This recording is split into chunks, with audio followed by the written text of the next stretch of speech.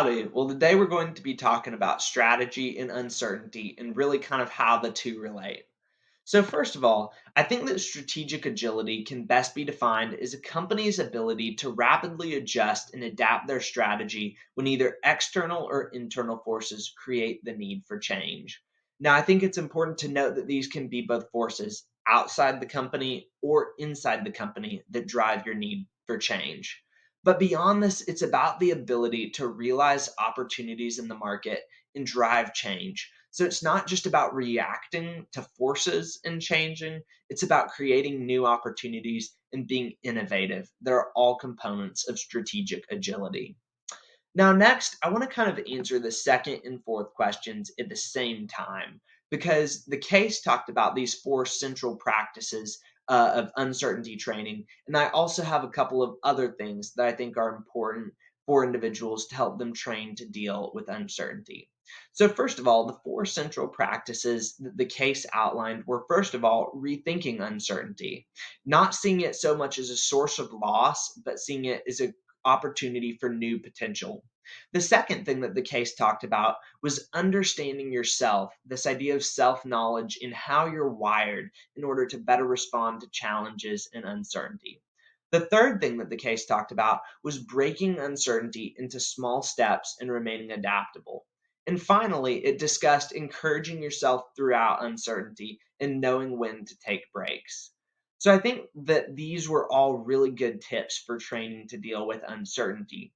However, I think sometimes they were a little bit complicated and used overly academic language. For example, talking about emotional and cognitive hygiene. Most people might not easily grasp what that is. So I think that that was kind of a weakness of these four central practices.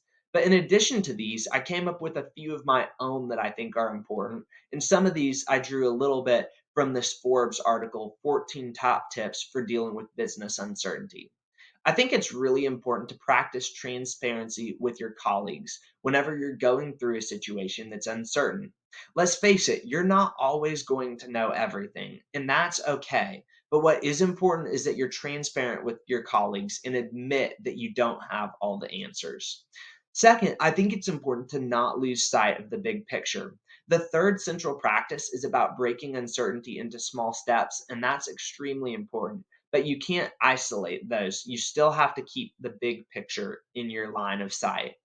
And the third and final one that I would add to those are reflecting on past experiences. For instance, have you dealt with uncertainty in the past, and what can you bring from your past experiences that will help you in the present? So, finally, how do companies hire people who have this uncertainty ability? Ultimately, I think it comes down to interviewing, and you have to look for those traits that we previously talked about whenever we were discussing how people train for uncertainty. For instance, we talked about optimism, seeing uncertainty as potential versus a source of loss. We talked about flexibility, breaking down uncertainty into small steps in transparency with your colleagues. And I think that you can really use behavioral questions to draw these traits out of people.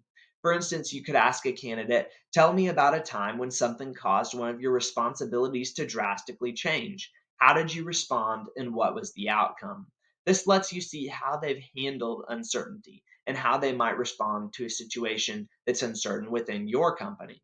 Another question that you could ask is your boss has just come in and told you that your position is being redesigned. How do you feel? This really lets you get in the candidate's mind and see, do they see uncertainty as this potential, this idea of new possibilities, or do they see it as a source of loss and become frustrated when faced with uncertainty? So I think that all these are great ways that you can help hire for this uncertainty ability. So, in conclusion, uncertainty is something that's certainly prevalent in the market today. Companies have to deal with it and they have to hire people that are skilled in this area.